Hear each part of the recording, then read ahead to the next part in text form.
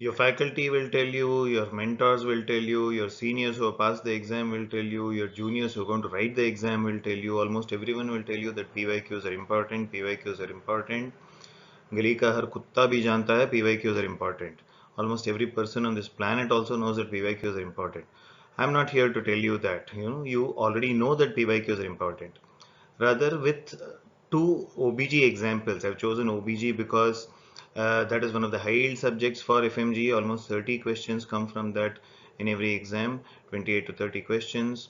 So I'm going to tell you about two things. One, how to use PYQs, or how to use it to your advantage rather. And the second point is, why are NEET PG PYQs also important? These days people are saying solve 3 to 5 years of NEET PG PYQs. I will talk about that also. Hello guys, I am Dr. Ram Gopal, a full-time ophthalmologist and author of Sure Success Magic, the lifesaver book for FMG, NEET PG and INI CET exams. I am sorry that I have come up with a video almost 3 to 4 weeks later after my previous video. Clinical work was more and somehow this took a back seat, but then I'm so passionate about mentoring FMG aspirants and PG aspirants, and hopefully I can keep coming up with more videos at a better frequency from now on. So let's get started. This question now, a 28-year-old woman is in labor and during delivery the baby's head is delivered but the shoulders get stuck. Which of the following is the likely diagnosis? From FMG July 2024. So you know the baby's head has come out, the shoulders have got stuck. So this is very likely a case of shoulder dystocia. Of course, you will read all the four options, not face presentation, not occipitosacral arrest, not CPD, but rather the answer here is shoulder dystocia. So what will the smart FMG aspirant do now? They will open their notes, whichever they are reading, it may be RR or Marrow notes or BTR or your MIST notes or FMG notes, whichever you are reading. You will open that and read the entire topic about shoulder dystocia. Why is that important? So after that question in FMG July 2024, you see that in FMG Jan 2025, they had asked you, shoulder dystocia is head to shoulder delivery time more than how many seconds? 15, 30, 45, or the answer is 60 seconds over here. So if you thought only that question will get repeated, the question did not get repeated, the topic got repeated. And that is why it is important that you picked up the book and read the entire topic. Let us see now.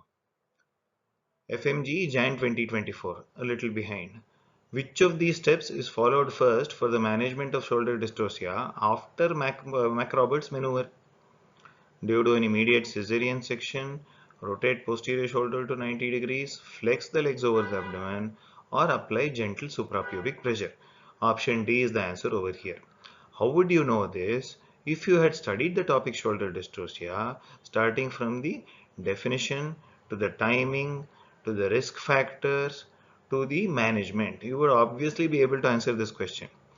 Now, in next FMG, they can ask you all of the following risk factors for shoulder dystocia except, previous history of shoulder dystocia, diabetes mellitus, small baby, and something else. So big baby is a risk factor for shoulder dystocia. Maternal diabetes will lead to fetal macrosomia. Big baby shoulders are obviously going to get stuck. So that is why it is important that you know that topic, which has got repeated in FMG many times, and next time also it is likely to be asked. Let us look at another question now. What is the earliest sign in pregnancy? FMG Jan 2025. There were 3 questions about signs in pregnancy in the recent FMG. Answer here is Goodell sign over here, softening of the cervix. Now see, in NEET PG 2024, that is previous to the FMG, what had they asked? An unmarried girl presents with amenorrhea and abdominal pain. On examination, she has a softened cervix. What is this sign called? The same thing, Goodell sign, but they've asked you in a long story type of way.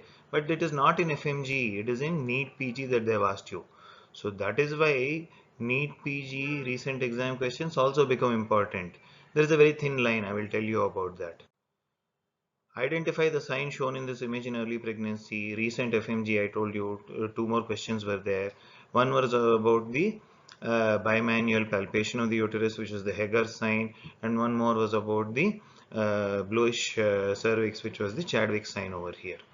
So these questions are from FMGE. One question was from NEET PG, and I can show you one more question. Rather, I have not put that here, but even in INICET they have asked. Now, which of these signs can be elicited in the first trimester of pregnancy? They had given Goodell sign and Hager sign as the option. So the line here is very thin. What do I mean by that? Line is very thin or line is very blurred.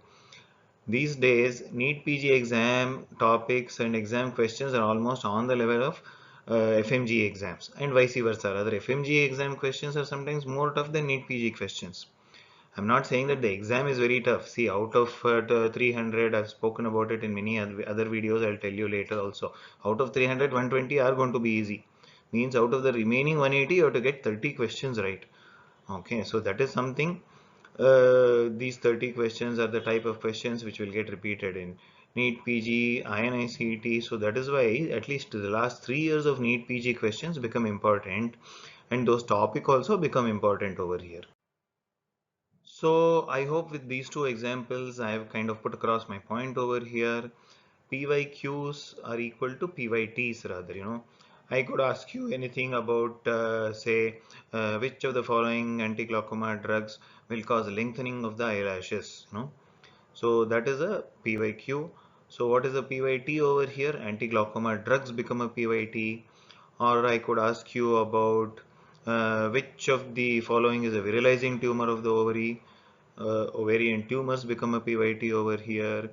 Or I could ask you about which of the following conditions is associated with or where will you find clue cells on the vaginal swabs. So the different types of vaginitis become a PYT over here. I'm giving you more OBG examples because I'm working on something in OBG right now. Anyway, I hope you got my point. So do the PYQs, pick up your book, whatever you already have, do the PYT, and once you do that, now see, if you read only theory about shoulder dystocia, you will not know those three questions which are there. Only two you would have been able to answer. But if you have read your theory, done the MCQs or the PYQs alongside, you will be able to cover a good proportion of the each subject for that matter. See, if you are talking about 3 years of FMG, it's almost 1800 MCQs. If you're talking about 3 years of NEET PG, another 600, 2400 MCQs you're talking about.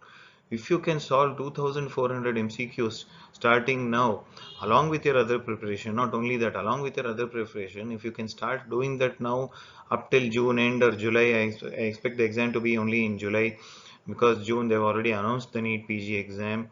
So until then, if you do, you can almost reasonably feel confident and guarantee yourself to pass in the June July FMG exam. So I hope the short video helped you guys.